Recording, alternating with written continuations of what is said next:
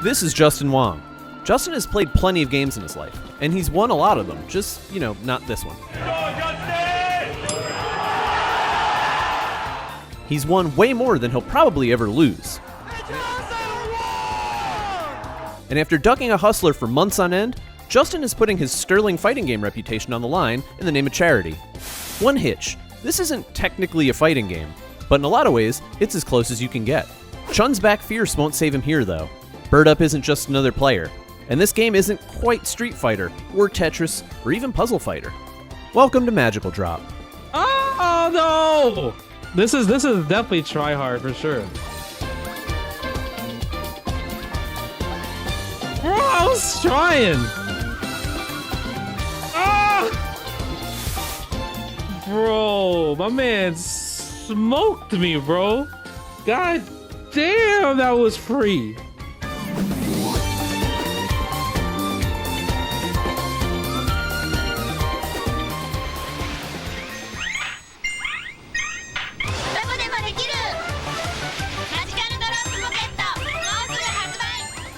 This is the story of Magical Drop, a game that has overcome decades of mismanagement, the fall of arcades, the death of their developer, and more to somehow become a functioning competitive scene with a new game on the horizon after all this time.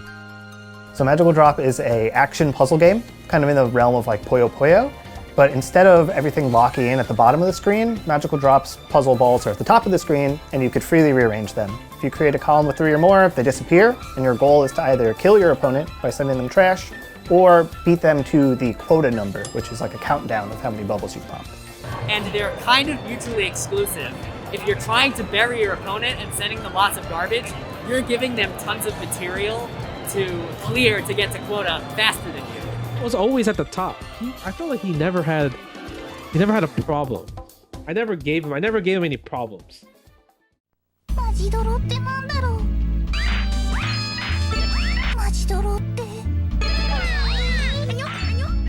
Magical Drop 3 is back. I know it came out in 1997, and I know all my videos are about how much games from that era are kind of the best and still hold up, and you know what? I'm right again. Stay with me here, we'll get to it. MD3 is the culmination of so many of the arcade age's most endearing features, and despite all odds, it has found new life during the pandemic with the help of fan-enhanced, community-driven online play.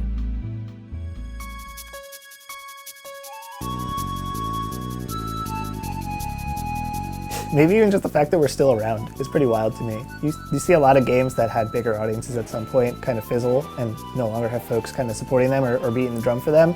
The other thing that's crazy is that Magical Drop 6 is even like coming out. The IP is getting picked up by people who seem to be actually compassionate for the title, who have played it before and who are willing to take in feedback from the community as a whole is a wonderful thing to see in 2023 for a game that like the last notable entry was in '97. In terms of versus puzzlers, I'd say Magical Drop is one of the bigger ones. Obviously, you have Tetris and you have Puyo, the 2 biggest ones. Most other puzzle games, there's some form of derivative of either Tetris or Puyo Puyo. Magical Drop kind of is in its own little vein, in that the puzzle is immutable or like you can move it around at any time. I'm terrible at games like Tetris Attack or Puyo Puyo. Just like, I can't plan that far ahead. When I try to caveat it as like an action puzzle game, the more time you spend thinking about your next move, the more likely you are to either get pushed off the board by your opponent or fall behind in quota and just lose organically, right? Oh, he just needs to, he just went too far. Oh, okay, 1 round away, butts. When I play games, I'm kind of impatient. And you never have to be patient in Magical Drop. You can just there's always something to do. You're just maximizing your APM. When you're playing with your friends or you're learning the game, there's a lot more freedom for expression and for not having to learn a bunch of stuff ahead of time. Like there's a bunch of optimal Puyo strategies. There's some pretty fairly optimal Tetris strategies. And we definitely have good strategies in Magical Drop, but you don't necessarily need to play like everybody else plays to succeed. I just want to go fast and I want to be able to have to make really quick decisions, and that's what you do a lot in Magical Drop 3. You gotta find the best route, because you can't waste any movement.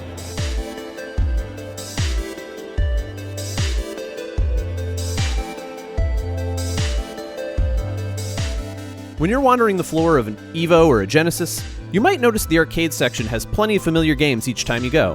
We're all used to seeing the ubiquitous picks like Street Fighter and DDR, but Magical Drop is pretty much always there too, and that's no accident. A 1v1 puzzle fighter has a place in the fighting game community, and it's not that difficult of a gap for any given FGC or Smash player to bridge. Dr. Z Sheridan, who runs Genesis and helps with a bunch of the other Smash majors, is a big fan of the game and has been playing in pretty much every tournament I've ever run for it, and has been playing well before I ever started playing. This was a game that I thought I was just insanely amazing at because, it was a thing where I could just beat all my friends, so I thought I was the best. Being able to come into a new community and find people who are just insanely cracked at this game, just like opened my eyes to so many things you can do in this. Because like the Neo Geo arcade cabinets are pretty easy for us to get in the United States, or at least were at some time easy for us to get, a lot of people just have the Neo Geo cab or the cartridges for the game and just play it off of that.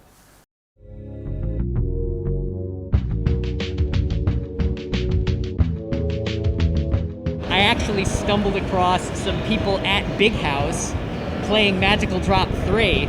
I was at CEO when I was at Daytona for the first time, and I was there with some friends who weren't necessarily fighting game players. In the arcade, we just happened to see the game. Little do we know that the world record holder at the time for the speedrun category was there. She found us on the cabinet and immediately started to just obliterate us for the rest of the weekend. Like, we couldn't beat her. It was just impossible for us at our current skill level.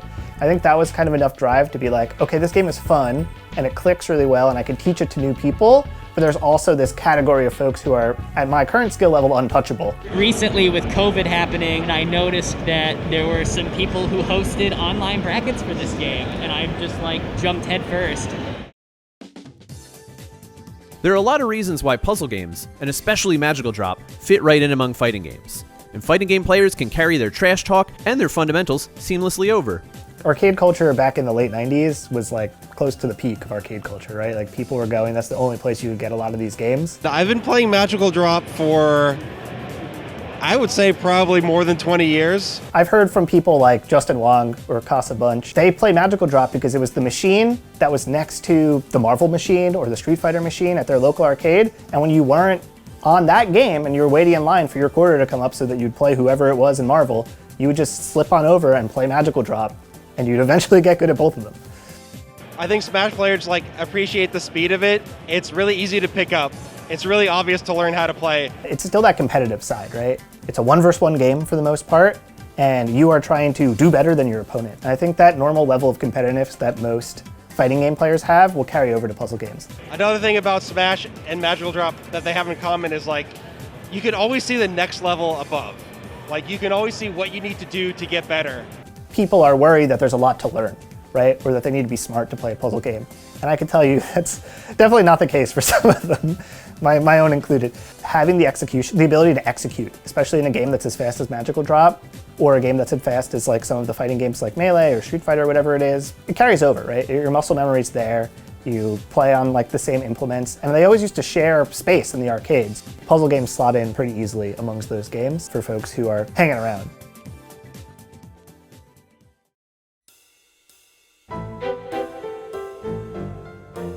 While history has its fair share of jesters, jokesters, silly guys, and dopes, the first real, true clown was Joey the Clown in 1805, and it took society nearly 20 years to invent a balloon for him to pop. Data East would pick up where these sad Brits left off 170 years later, in the cosmopolitan future Joey Grimaldi always dreamed of, where everyone can have their own clown, pop balloons, and vie for supremacy.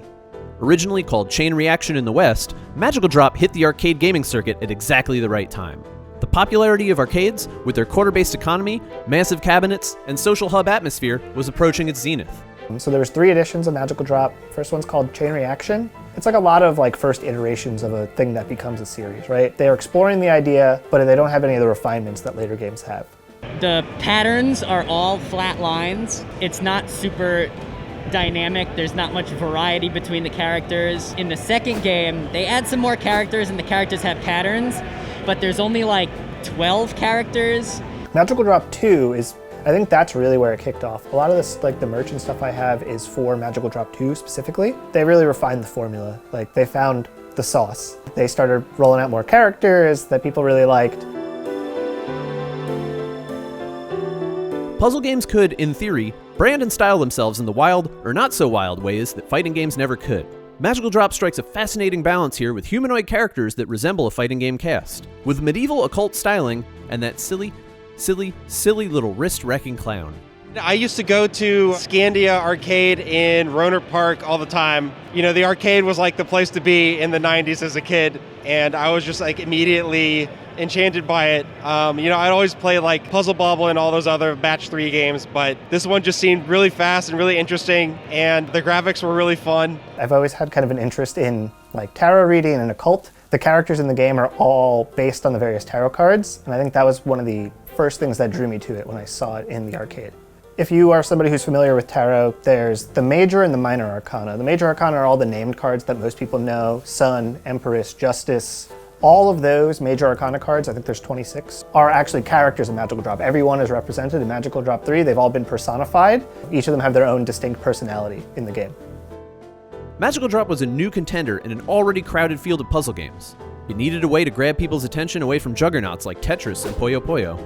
In the arcade culture, the attract screen, like that video that plays on a loop before anybody puts a quarter in, is really important. And I think Magical Drop is bolstered by the fact that there are strong characters. Puyo Puyo has a ton of characters now that are all recognizable that people like. Tetris less so, but I think maybe like even just the Tetraminos, like the actual individual pieces, are iconic enough that they could carry the game. Puyo is pretty big simply because Puyo Puyo 2 is such an iconic puzzle game. Tetris games on Fightcade are really popular. Panel Attack is popular. Mag Drop is like in the third tier of size. Usually the Fightcade lobby has like 15 to 20 people in it, which is pretty solid for a game as niche as it is. With the third installment of Magical Drop, Data East had finally realized their vision. Players quickly took notice. And then for Magical Drop 3, they went all out. It's pretty much like the most complete version of the game. Every character from the tarot cards is represented, all like 26 of them. That's a huge cast for a game, right? That's like a modern fighting game cast. They made like a lot of just like quality of life improvements. Adding the ability to send yourself lines greatly increased the depth of the game. You're no longer at the behest of your opponent or the timer to get garbage. You can play as fast as you want. Magical Drop 3 was such a solid realization of the game's core concept that it still completely holds up today. It's 27 years old. It's seen 5 presidents, 113 Now That's What I Call Musics. It even remembers when LeBron James got drafted.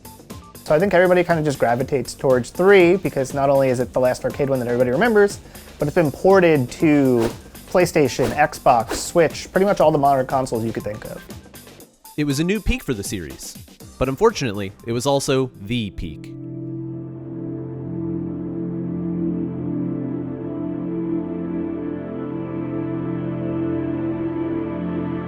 Just when Magical Drop had finally found its identity and its niche, the world began to change. The sheer gravity generated by the rise of home consoles had begun to pull interest away from arcades. And Data East, Magical Drop's developer, was trying to find a way to hang in there. Magical Drop F releases, it's not bad, right? But it's console only, and they introduced the idea of like character-specific power-ups, where some of them are really annoying, like the invert your controls power-up. Like nobody wants that. You know, part of the arcade culture not being as popular anymore, these studios that their whole livelihood was like creating new carts for the arcade or creating pinball machines for the arcade, just kind of lost all of their opportunities. And if you weren't one of the ones that could like make the hop to console gaming, you kind of were just screwed. After that, there's a couple of handheld versions. There's Magical Drop Pocket for the Game Boy, I think is the title of it. And then from there, it kind of went off the rails. A couple of folks have tried reviving the franchise since then. There was a bad Facebook version of the game. There was a mobile version of the game that didn't really work out. Then there's Magical Drop 5 for Steam. They licensed the IP out. The game was basically broken. They redesigned all the characters and made them look really silly. Magical Drop 5 is like a notoriously bad game. It's been delisted from Steam. You can't actually legally purchase it anywhere. It was either rushed or they just made a poor choice in like studio building it. It seems like one of those things where they're just trying to like hold on to their IP more than like actually create a new game.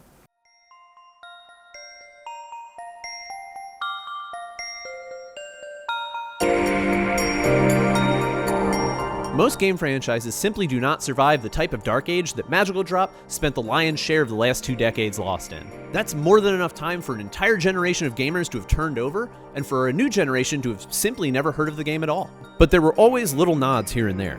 A Switch port, classic anthologies. The game was down, certainly, but not out. There was only a handful of people kind of trying to keep the torch lit for a pretty long period after Magical Drop 3 was no longer the most relevant one.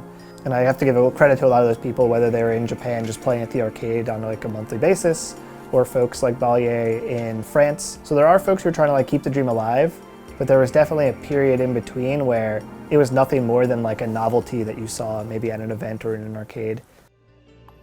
The tiny spark of a competitive scene was starting to heat up in the lead up to the pandemic. Community leaders had emerged. Helpful info was being spread wide with the help of modern internet.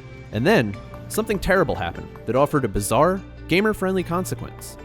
We were all stuck inside for a really long time.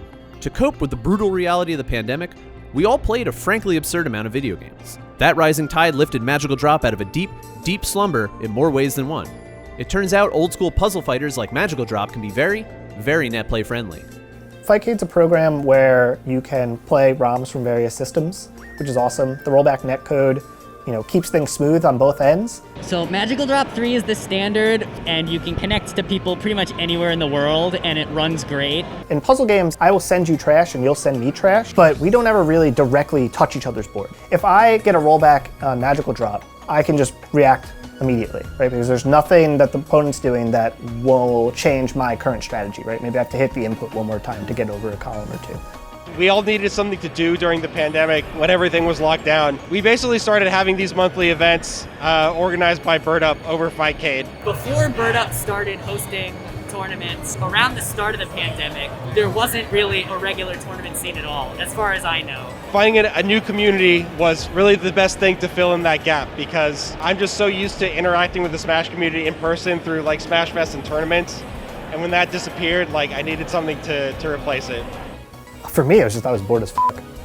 Folks are stuck at home. Platforms like Fightcade are becoming more accessible, and the netcode lets me play with pretty much anybody in the world, right? So if we were struggling to connect with people from Latin America or people from Europe, there wouldn't be that many people for me to play. Like, the American scene's not that big. But really, the pandemic kind of brought a bunch of the disjointed scenes together. It's made it a lot easier for us to find this competition and find rivalries and find people who you want to play with and who are going to be available and kind of grow along with you.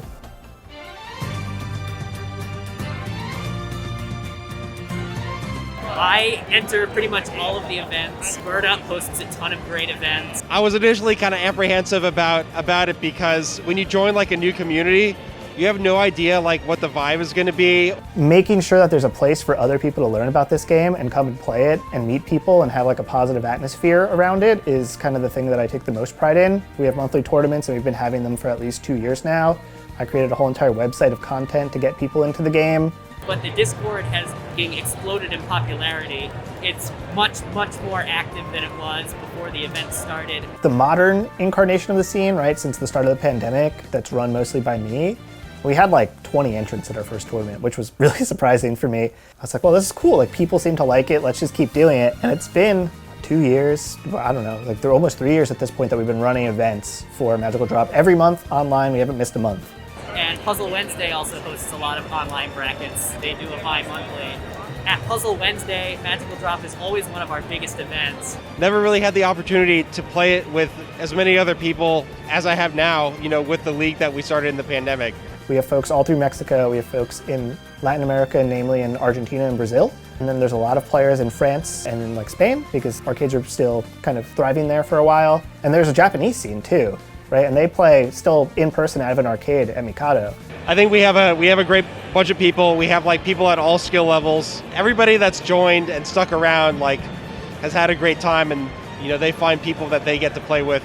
We're better than anybody has ever been at this game, right? And I think that's partially because of the resources and partially because we have people to play against on a regular, easy to access basis. Any good game has their gods, and MD3 is no exception. For me, also, the competitive fire's lit because I have a bunch of strong rivals. No! Oh, the unfortunate. Goodness. At the tippity top, Magical Drop is dominated by 2 South American titans. Rudolph123 and Wampa720. Competitors the world over had their sights set on pushing this duo to their limits, the same way they do to each other time and time again. I've been playing against them for so long. My lifetime record up until last month was like 0-72 against these two guys. They're juggernauts. They can only beat each other. And I finally beat one of them in tournament. Trying to do something for 2.5, 3 years and finally accomplishing that goal is awesome. And now I want to beat the other one, right? I've still never beaten him in tournament, so there's still another name I need to check off my list. Something I think modern society often fails at is building a genuine sense of community and dedication between people. Where our culture is trying to make us distrust and fear each other, competitive games present a surprising new opportunity for people to forge real bonds themselves. All it takes is one person willing to put some work in and a few like-minded players, and the idea can catch fire. Before you know it, you've got people from all over the world playing together in the same place, talking trash, and donating to charity and prize pools too.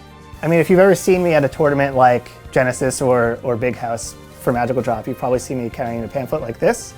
The game at a base level is very simple, right? But there's a lot of just things that are hidden just under the surface that if I explain them to you or you read them in my pamphlet in 5 minutes, you'll become 10x better at the game right off the start. You start recognizing patterns that you hadn't seen before. You start learning like, oh, when I play this character, maybe I want to start clearing lines over here. I think what makes it so special is that it's so easy to teach somebody else, right? Like if you and your friend want to learn to play together, you could sit down and have the basics in 5 minutes. You could read my website and get 10 times as good within an hour. But I think that's it, right? Like how easy it is to explain to somebody how to play the game and to just put them on the sticks and let them learn is awesome. I usually help TO, and I usually help with commentary, since I just enjoy being a part of the scene so much. Probably the most wild thing to come out of this wild magical ride was the announcement of Magical Drop 6, the first attempt at a new title in over 11 years. How many games go 11 years between releases, instead of just vanishing off the face of the earth? Magical Drop 6 was announced in like a miscellaneous forum post, and so then they just cold dropped the trailer on us. And now we're getting into Magical Drop 6 territory, where it seems like, they're licensing out the IP. A lot of the folks in the community were worried that we're gonna get a repeat. But at least early signs, it's from a studio that has released a bunch of other like remastered stuff that did pretty well. And they seem to be listening to folks within the community.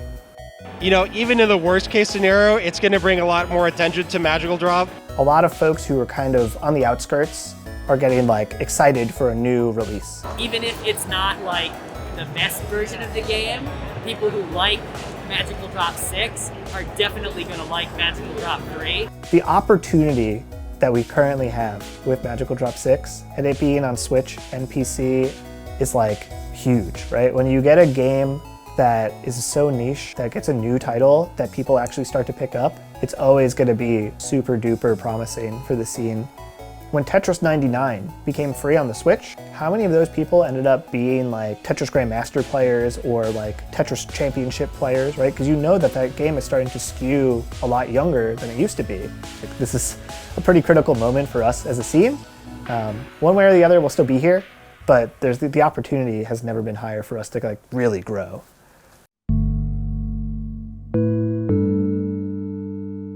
The best part of it all isn't just that the game is still enjoyable 27 years down the line. It's that the people enjoying it have enriched each other's lives in ways people used to think that video games never could. Well, who's laughing now, assholes? Well, YouTube is, because they get the ad rev money and I get like literal pennies off this video. I wish I was joking. So what keeps me coming back to playing Magical Drop is the people that I've made friends with along the way, and kind of just like this level of responsibility that I feel as the tournament organizer. Like if I'm not running events, who's doing it? And I don't want to be the guy to kind of like let down this entire scene of people by, saying like, I'm too busy to have this event once a month for a game that I love. That's a great thing about like just fighting games is you meet people over and over and like you interact with each other through the game, and then being able to come into a new community and find people who are just insanely cracked at this game just like opened my eyes to so many things you can do in this. At the beginning of the pandemic, I didn't play puzzle games really at all, and now I'm like a core member of a community that hosts a puzzle game weekly. I volunteer for pretty much all of their events. There's a TO from Puerto Rico who's hosting a charity event, since it's a massive community crossover with dozens of TOs hosting like close to 50 different games over the course of the week. I traveled a bunch for my other games, but I've never traveled in a way that I do for Magical Drop where like I'm the guest of honor at these things. Like I've gone to France to play with them, and I have an open invitation to go to Japan to play with them. So I feel really privileged to be able to do that.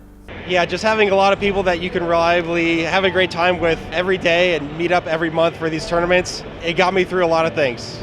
I'm very grateful for it. Good games never die. They really don't. With the right luck and the right effort, games as special as Magical Drop could be preserved far longer than anyone could have imagined way back in the 90s. Fighting game players, or just like competitive players in general, they feel obligated to move on to the shiny new thing when their heart is still stuck with like, you know, the old pixelated thing. And I wish more people just kind of realized you can make a bigger impact in a small scene than you probably can in a big scene. Go to battle for the games that I really love. Like you can, you know, find that energy with a bunch of other people and meet folks that you're gonna know for like the rest of your lives. If you want to play Magical Drop 3 and see for yourself, I'll put all the relevant info down in the video description. Thanks as always for watching. If you'd like to support the channel, subscribing is like exactly the dopamine I'm looking for. And I won't bug you too often either. I'll see you again soon. I've been collecting Magical Drop merch for a while now too, ever since I kind of like fell into being the organizer and having this take up a larger portion of my life. They made a bunch of stuff, but it's hard to find, especially in America, because a lot of it was only available through like those UFO claw grabber machines. So I've gone through a long process of like collecting everything that I want and getting it like shipped over to me in America. I probably have the biggest collection of Magical Drop stuff that I know of. No one's ever shown me anything bigger. I have a bunch of the plushies. There's comics. So I go on like a very regular basis, like multiple times a week, to check eBay and check Buy to see if there's anything new so I can just slowly add to the collection.